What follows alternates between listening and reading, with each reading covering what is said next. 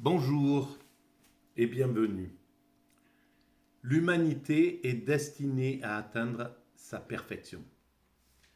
Voilà le thème, la base de cette théorie, de ma théorie, que je développe depuis 23 ans à présent. L'humanité dans son ensemble, depuis que nous nous sommes séparés des autres primates pour devenir une entité particulière, et que nous nous sommes mis en évolution, en progression, que nous avons développé les outils, les premiers silex, etc. D'abord développer notre corps, les premiers hommes ont travaillé sur ce point précis, perdre notre système pileux, développer notre course, la position debout, le pouce préhensible, etc. Ce sont nos frères humains, ils font partie de ce grand fleuve qu'est l'humanité. Et puis après, voilà, on a travaillé, on a découvert les outils, on les a sophistiqués, on a découvert la spiritualité, etc., etc. Et puis nous sommes arrivés aujourd'hui de ce que nous appelons 2023 au bord de l'unification. Alors, même si la réalité, on pourrait dire, les événements semblent nous montrer que le monde est en train d'exploser, que nous allons repartir dans des nationalismes forcenés, etc., et que tout le monde va se fermer derrière ces frontières, que les haines vont monter encore plus, etc. À mon sens, ce n'est pas le cas. Alors, il y a des grands bouleversements, c'est clair que, là, par exemple, l'Afrique est en train de se fédérer, donc on va passer, à mon sens, peut-être, hein, c'est l'étape logique de passer du national au continental avant d'atteindre l'universel. Voilà, la logique serait comme ça. C'est-à-dire que nous sommes partis de petits clans. Au tout début, c'était des petits groupes comme chez nos cousins chimpanzés, par exemple, des petits groupes qui sont qui occupent chacun un petit bout de territoire, des petits clans familiaux comme ça, et qui se font la guerre, hein, parce qu'il ne faut pas imaginer que les chimpanzés vivent une vie plus heureuse que celle de l'être humain. Donc, il y avait ces clans, et puis, alors, je pense que les premiers hommes fonctionnaient sous ce modèle-là, sous ce modèle de clan. Plusieurs clans se sont réunis pour devenir des tribus. Plusieurs tribus, plus tard, se sont réunies, je schématise, mais plusieurs tribus se sont réunies pour devenir des cités. Plusieurs cités se sont réunies pour devenir des pays. Voilà, des empires, la Perse, la Grèce, etc., etc. Ces pays ont évolué à l'idée de nation, c'est autre chose, on passe de l'ethnie, un groupe ethnique, à un groupe complètement ouvert, c'est-à-dire une nation, l'intérêt d'une nation, c'est que plusieurs religions, plusieurs couleurs, plusieurs ethnies, plusieurs origines vont cohabiter, vont fraterniser pour former ce socle de nations. Et donc après le système des nations, ça serait un système continental qui a déjà commencé sous nos yeux. L'Europe, c'est une façon d'aller vers le continental. L'ASEAN, le regroupement des pays asiatiques, le regroupement des pays américains, c'est je ne me souviens plus le nom. Voilà, l'Afrique, il y a ce panafricanisme qui est là, et puis il y a l'organisation africaine. Alors tout ça, c'est balbutiant, ça n'a pas atteint son rythme de croisière, mais l'humanité a le temps. Quand je dis l'humanité est destinée à atteindre son ultime perfection, je parle siècles prochains, de plusieurs siècles. Il faudra peut-être 5, 6, 7 siècles, peut-être 10 siècles pour atteindre cet état. Mais en tout cas, on est sur cette vision, sur cette finalité, et on peut commencer à voir la fin, comme là par exemple, à la télévision, on voit la fin on voit l'horizon de la mer. Eh bien, c'est la même chose. Euh, on, on peut commencer à percevoir, et c'est tout le travail de ma théorie, la mécanique universelle, que vous retrouvez sur Internet si vous tapez mécaniqueuniverselle.net. Il y a souvent le lien en dessous des vidéos. Eh bien, c'est d'éclairer ce chemin et ce que nous cherchons à réaliser. Et ce que nous cherchons à réaliser, c'est la paix universelle, donc un fonctionnement totalement universel. Après le continental, ou peut-être même à mon sens, on va dépasser la fusion, la prochaine fusion qui serait continentale, on va passer directement à l'universel. C'est mon point de vue.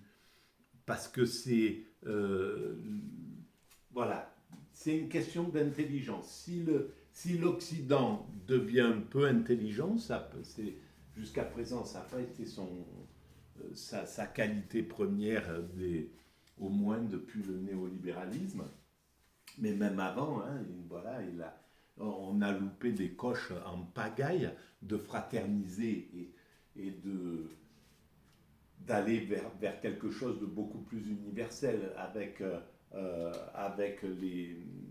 quand on est sorti du colonialisme, il y avait la possibilité d'abord de s'excuser, d'abord de faire son mea culpa, et puis de véritablement aider comme on aiderait un frère, comme on aiderait sa mère, hein, comme on aiderait son père, c'est-à-dire avec vraiment l'intention d'aider, l'intention d'aider les peuples, d'aider voilà, et non pas de passer sur le pillage, sur la manipulation, sur le fait de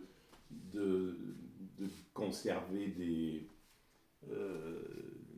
de la domination sur les autres. Voilà comment nous nous sommes comportés, et ça a été voilà une erreur, mais qui correspond tout à fait à notre psychisme, le psychisme narcissique de l'Occident, qui décline. Ce narcissisme, il découle du fait que nous avons justement été des colons, que nous avons été des impérialistes, que nous avons mis en esclavage, etc.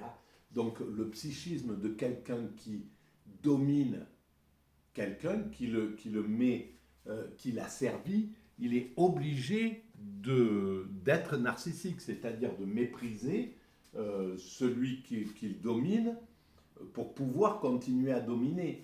Et c'est le paradoxe du maître et de l'esclave dont parle Hegel, c'est-à-dire que c'est pas le maître, c'est pas l'esclavagiste qui est dans la position la meilleure, parce qu'il est obligé d'être injuste, il est obligé de vivre dans un psychisme injuste, dans le psychisme de quelqu'un qui est injuste. Il est obligé de faire ce dont parlait Jean-Paul Sartre, c'est-à-dire d'utiliser la mauvaise foi, de croire qu'il est dans son bon droit, et on est encore dans ce mécanisme-là.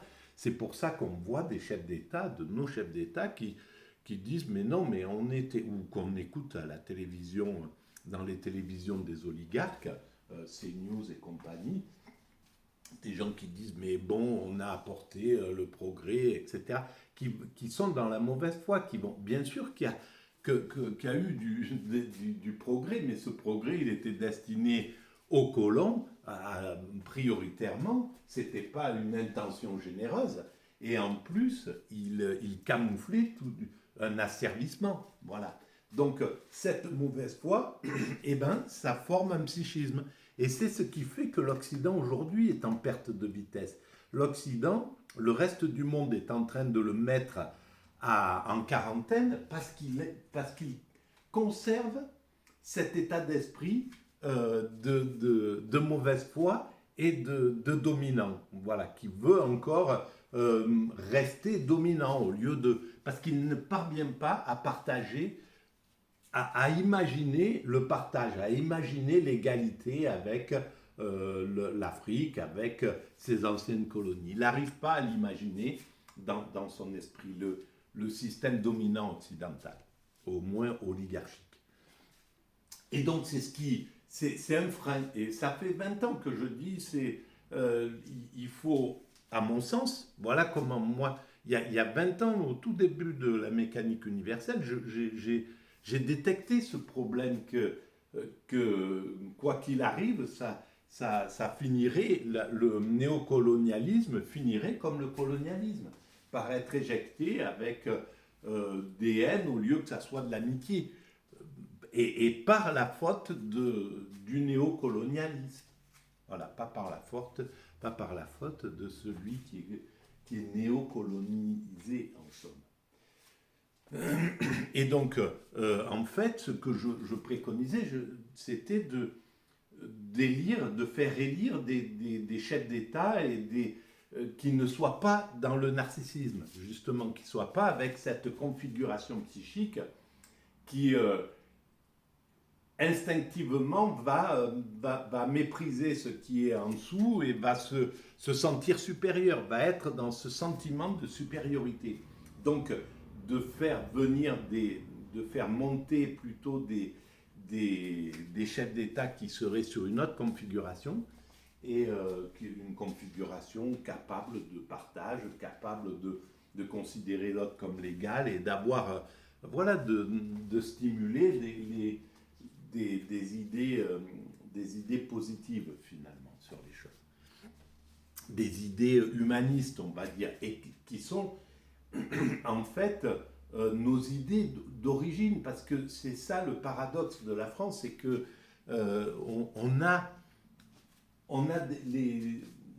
on a imaginé des valeurs extraordinaires, on a eu des penseurs mais incroyables, qui sont justement des penseurs de l'égalité, des penseurs de la fraternité, des penseurs de la liberté, qui sont vraiment formidables et qui ont diffusé sur l'ensemble de la planète des idées humanistes, universalistes, des idées généreuses, etc., etc.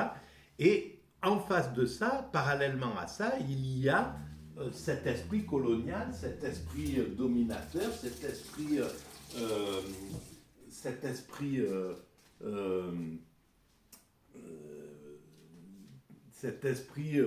colonial.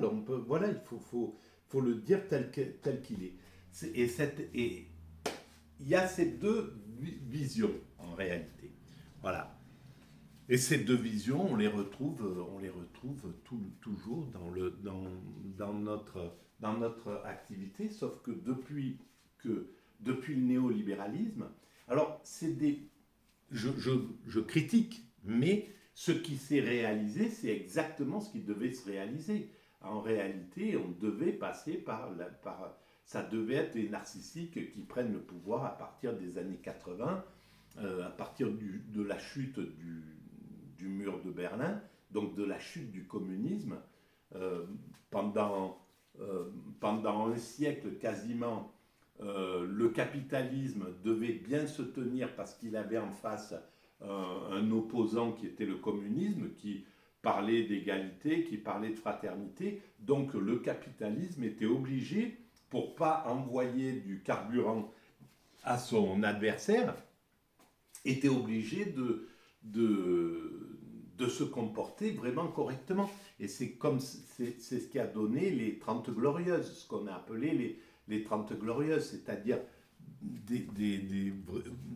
une progression inouïe des acquis sociaux, voilà, l'avancée vers l'égalité, etc., etc. Tout ce que... Parce qu'en face, il y avait un système... il y avait le communisme qui qui était hyper protecteur pour ses ouvriers, ben, le capitalisme a été obligé d'être hyper protecteur pour ses ouvriers et pour le monde du travail. C'est ce qui s'est passé pendant les 30 Glorieuses. Voilà. Et donc, mais ce qu'on peut dire aussi, c'est que malgré tout, il n'y avait pas d'autre solution. C'était comme ça. Il a fallu que, dans le monde, pour la mondialisation, il a fallu que ça soit les narcissiques qui prennent le pouvoir à partir d'un certain moment. Les chefs d'État narcissiques ont pris le pouvoir parce qu'il fallait se battre dans un contexte mondial qui était compliqué, etc., etc. Il fallait... voilà, ce qui s'est fait pendant ces 30... c'est depuis les années 80 jusqu'à aujourd'hui, c'est que l'Occident s'est posé, à partir de la chute du communisme, l'Occident s'est posé comme le gendarme du monde, comme le dominant. Il fallait que ça soit ça, sans doute, pour la période du début de la mondialisation.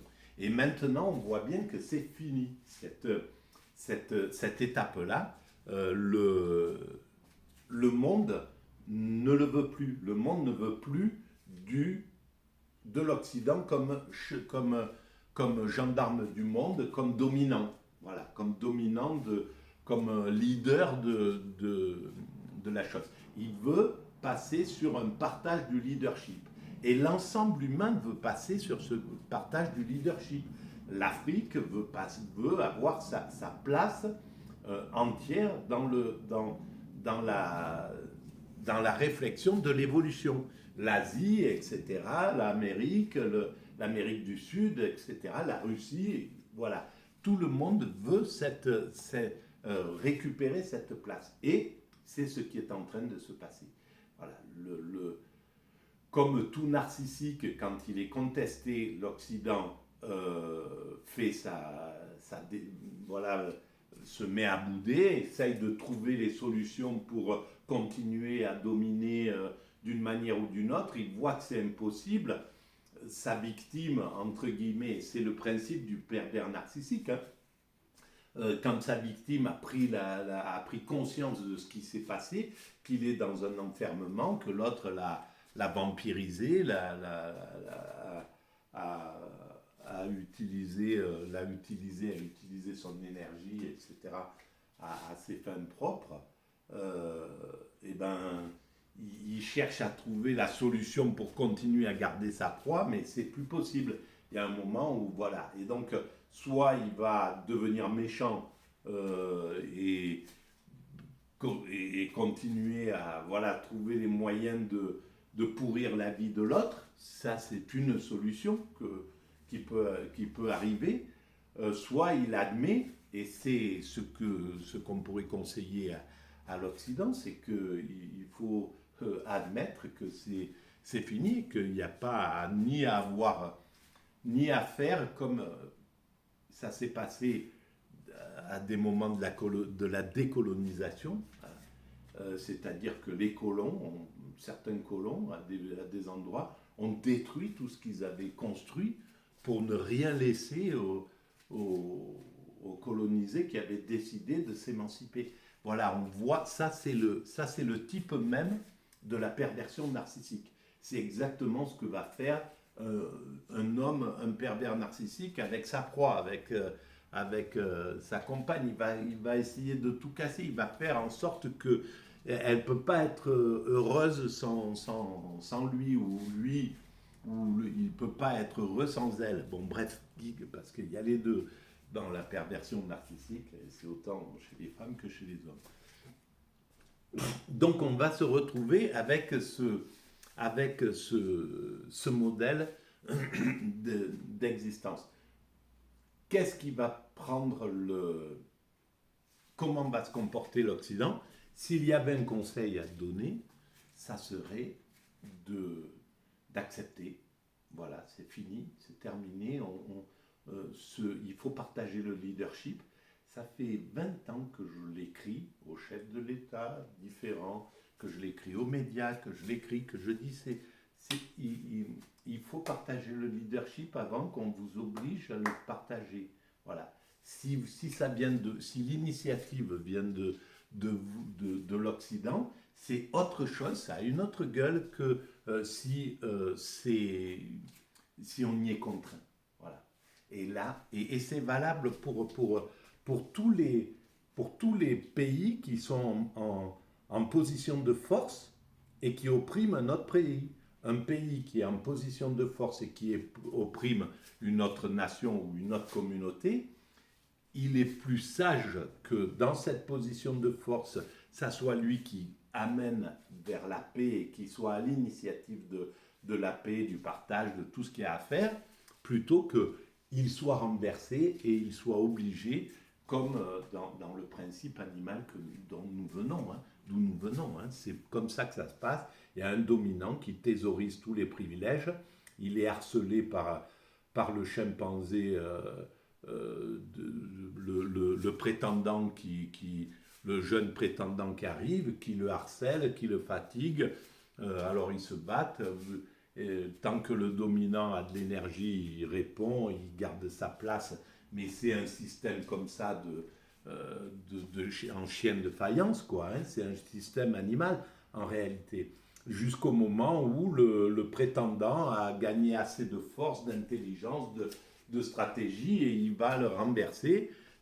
Il va dominer l'ancien dominant, il va le chasser, le dominant va partir, l'ancien dominant va partir au fond de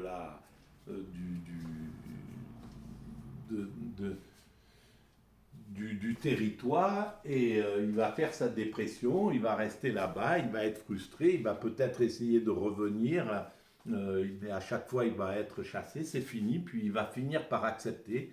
Ok, d'accord, et il va faire amende honorable, et il va venir un peu piteux comme ça, et est-ce que vous m'acceptez, vous me racceptez dans le clan, et il va accepter d'être dans une autre position. Ça, c'est le principe animal. Il faut qu'on sorte de ce principe-là. Voilà, c'est un principe qui est archaïque, qui n'est pas dans notre... Et gardez à l'esprit que ce que nous sommes en train de réaliser, c'est pour l'ensemble humain. C'est l'ensemble humain qui donne de la, qui donne de la réalité à ce que nous sommes sur cette planète. Nous travaillons pour cette humanité. Et c'est cette humanité qui va vers son ultime perfection. Voilà. Et on la construit. On construit cette perfection qui est la fraternité, l'amour du prochain, la paix universelle, et l'extase. Voilà. Je vous renvoie à l'écoute des vidéos précédentes. Voilà, je voulais parler de la dialectique et sociologie, mais ça sera pour la prochaine vidéo. Merci de votre écoute. Au revoir.